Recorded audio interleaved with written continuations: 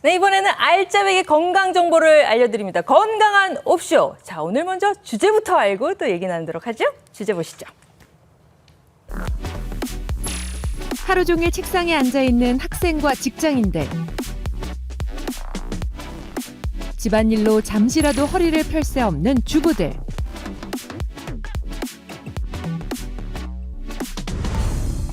잘못된 자세가 통증을 불러온다.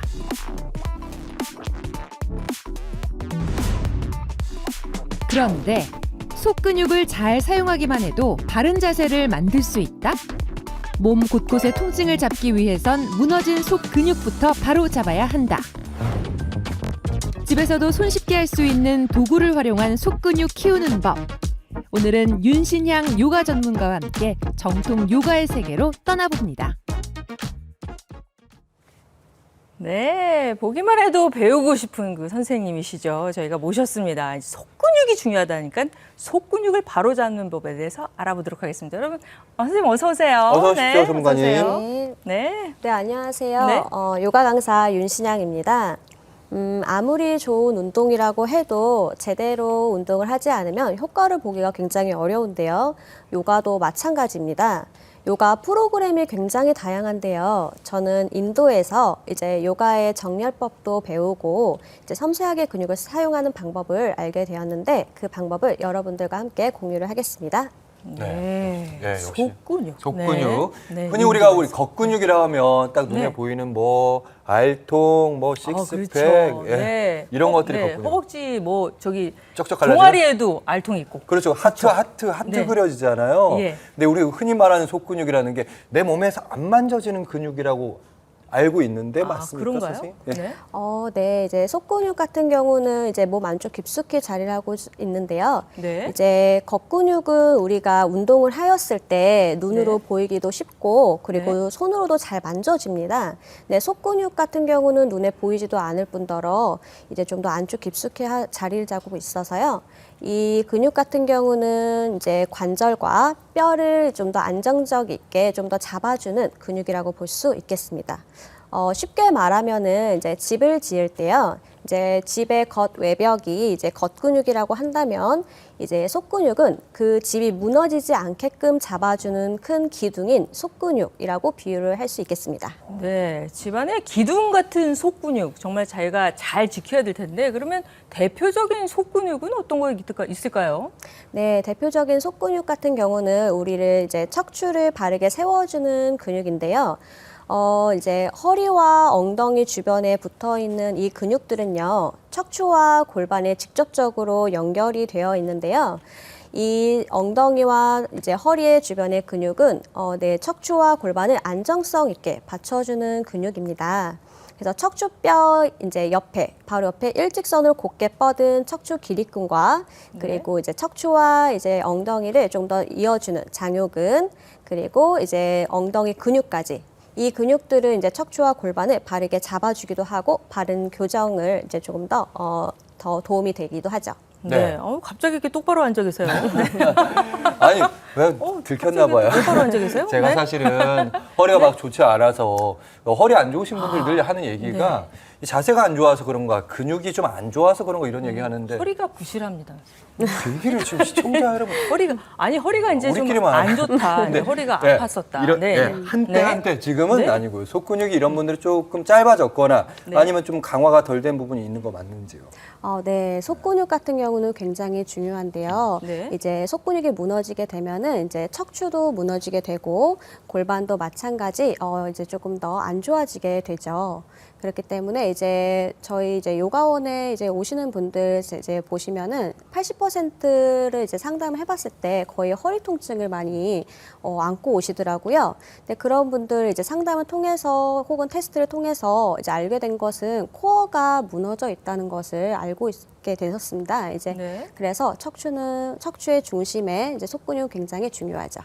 네. 그런가 하면 이제 허리도 중요하지만 이제 허벅지 근육이 나이가 들수록 정말 중요하잖아요. 네, 맞습니다. 네.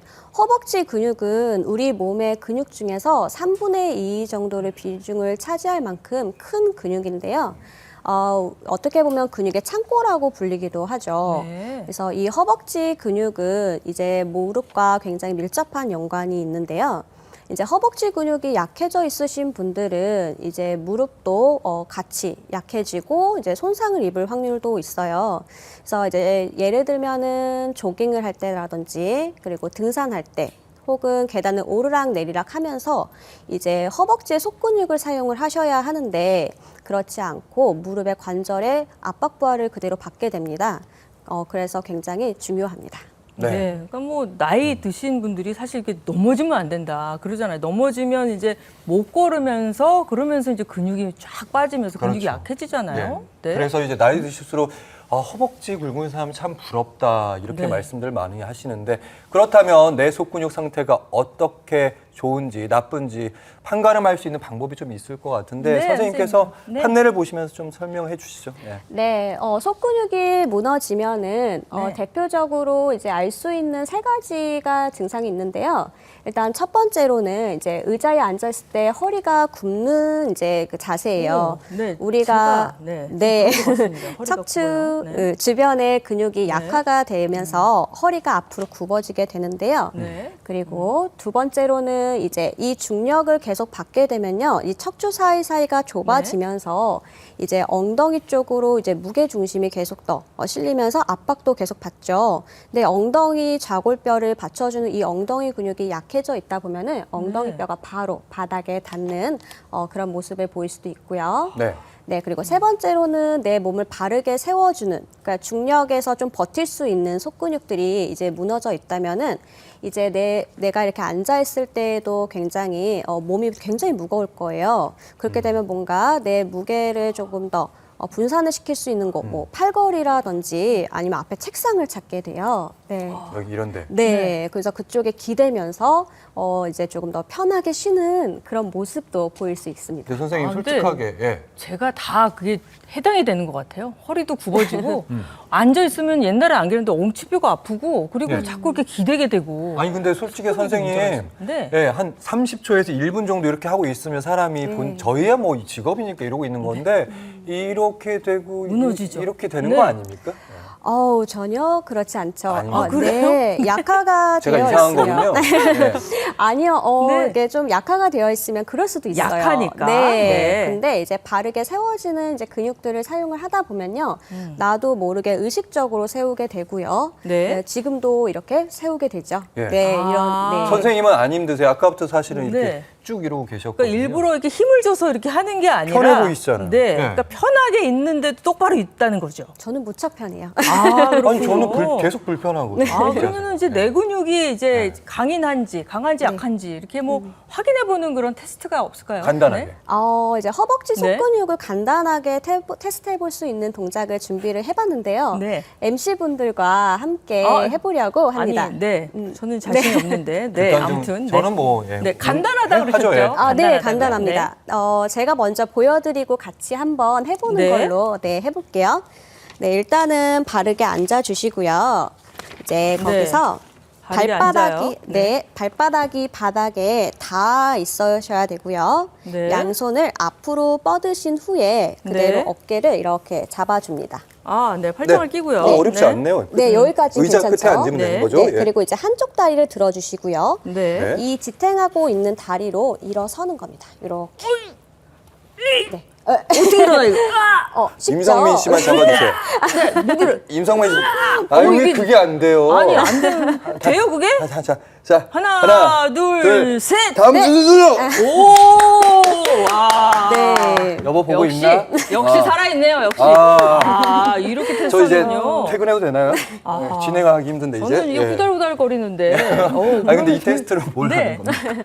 네, 이 테스트는요, 이 허벅지의 속근육과 엉덩이의 속근육이 서로 같이 도와줘야 하는 동작인데요. 네. 이거는 이제 속근육 테스트 하면서 네. 이제 하체도 볼 수 있고요, 상체도 볼 수 있어요. 네. 근데 우리가 방금 하체를 썼지만 일어서 서는 과정에서 상체가 혹시 흔들리진 않았는지 네, 그거를 봤을 때 네. 이제 허리가 이제 혹은 이제 상체가 많이 움직인다면은 이제 상체 그렇군요. 주변의 코어가 약화되었다는 이제 그런 증상으로 볼 수 있겠습니다. 네, 그러면 속근육 상태를 또 테스트하는 다른 방법들이 또 있다고 그러는데요. 화면 보시고 또 얘기 나누도록 하죠. 네.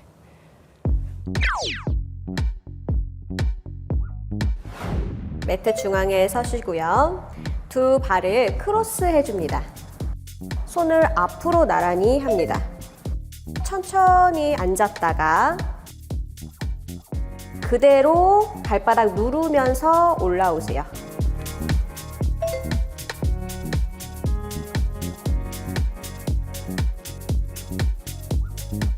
이제 이렇게 오른쪽과 왼쪽을 했을 때에 한쪽이 흔들리거나 한쪽이 올라와지지 않으시는 분들은 코어 근육이 한쪽에 틀어져 있을 확률이 높을 가능성이 있고요. 테이블 자세를 만들어 주고요. 여기서 쿠션이나 책 한 권을 자신의 배꼽 뒤쪽에다가 이렇게 올려두는데요.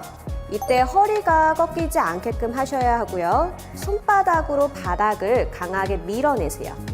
이럴 때 윗등이 말리시면 안 됩니다. 오른팔을 앞으로 뻗음고 왼쪽 다리를 뒤로 뻗습니다. 오른쪽과 왼쪽을 했을 때의 한 세트. 이거를 총 5번을 한번 해봅니다. 그래서 앞뒤로 길게 더 뻗으면서 정수리를 앞으로 더 밀어내고 이러면 이제 이 상태에서 이 책이나 쿠션이 떨어지지 않았다면은 코어 근육이 좋으신 분들이고요. 이게 떨어졌다면 코어 근육이 약하신 분들이라고 볼 수 있습니다. 네, 자, 이렇게. 속근육 진단도 했고 이제 처방을 해야겠죠. 네. 근데 선생님께서 이제 자리를 이동하셔가지고 뭐 책도 있고요, 벨트도 있고 막 그런데요. 네, 선생님. 네, 뭔가 또 가르쳐 주시려는 거죠? 아, 네. 이제 네. 오늘은 도구를 사용을 하셔가지고 이제 동작을 만들어 볼 건데요.